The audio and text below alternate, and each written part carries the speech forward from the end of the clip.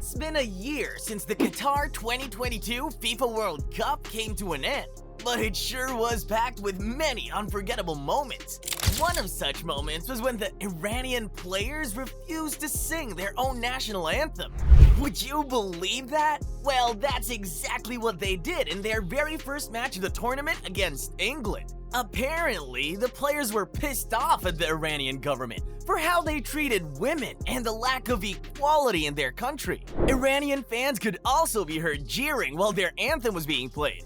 Some even held up signs that said, "Woman, Life, Freedom." Heck, the incident even made headlines. As you would expect though, Iran State TV cut out those clips during their broadcast, although that did nothing to stop the protests from coming into public view. World Cup. The German players also got in on the act. In their case though, the Germans, regardless, they created one of the most memorable Qatar 2022 moments by covering their mouths during a team picture in their opening match against Japan.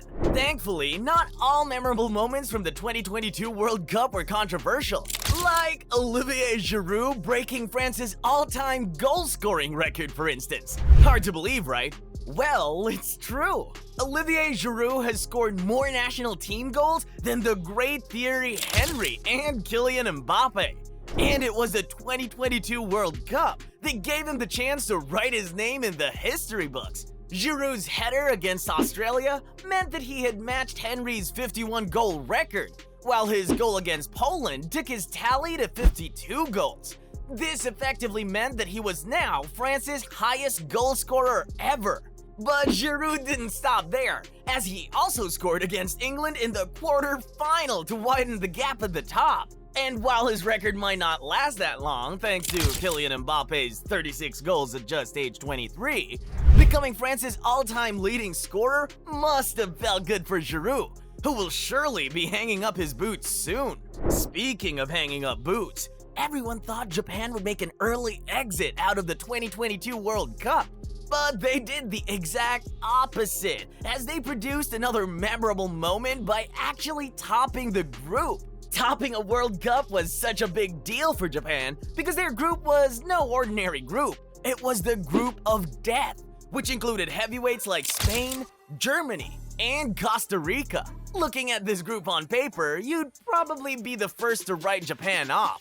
But after coming from a goal down to beat Germany 2-1, and doing the exact same thing to Spain in their final group match, the Japanese found themselves right on top of the table. Spain did manage to make it to the next round, so at least there was some consolation for losing to Japan. As for Germans, they had nothing to soothe their pains after they were sent packing in such an unceremonious manner. Now, Japan topping the group of death and Germany getting booted out so early in the tournament made headlines across the globe. This is why Argentina will count themselves lucky not to have met the same fate as the Germans after they lost their opening match to Saudi Arabia. I mean, on paper, this should have been a match where Messi and his men ran away winners by a large goal margin. But it was not to be, as the Arabian Knights pulled off one of the greatest upsets in World Cup history by beating one of the tournament's favorites. It was business as usual from the beginning of the match, as Messi had put his side a goal up, after which they had 3 more goals disallowed for offside. After that though, Saudi Arabia did the impossible by not only scoring an equalizer, but by taking the lead and sealing the victory emphatically. Of course, Argentina ended up topping the group with Saudi Arabia finishing last. But beating the almighty Messi in Argentina is something they'd be proud of for the rest of their footballing history. This brings us to our next memorable 2022 World Cup moment. And that's Argentina's win over Mexico in the group stages, and the importance of Messi's goal in that particular match. After their shock loss to Saudi Arabia, Argentina had to get back to the drawing board pretty fast. There are only 3 matches in the group stage, and since Argentina had dropped 3 points already, it meant that there were only 6 points left to fight for. The first of these 6 points would come against Mexico, in a match where the Argentine players couldn't get a proper foot on the ball. They were still jittery from their loss to the Saudis, and they needed a moment of inspiration to rebuild their confidence. That inspiration would come from none other than Lionel Messi, as he blasted a sweet shot into the bottom corner from nearly 30 yards in the 65th minute to give his side the lead. The goal put Messi in the mood, and soon enough, his delightful pass would find Enzo Fernandez, who finished off coolly to seal the win for Argentina. Messi has called this match the most important one he played in the 2022 World Cup, as it was crucial for his country to get the win, or else risk being eliminated early. One team who had no fears of early elimination is Morocco. In fact, they nearly went the entire distance. Up until the 2022 World Cup, no African country has reached the semi-final of the competition.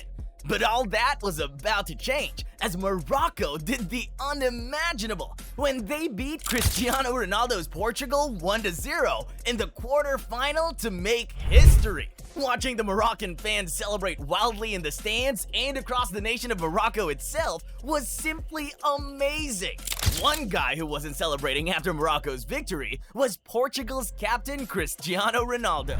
In fact, he was actually crying like a baby after the final whistle was blown.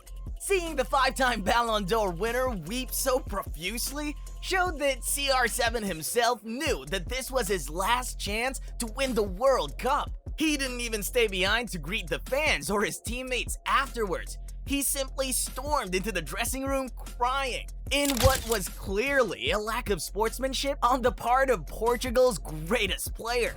But while Ronaldo was in the news for the wrong reason, everything just couldn't stop talking about Mbappe's amazing hat-trick in the final against Argentina. The young Frenchman was on the opposite side of his then PSG teammate.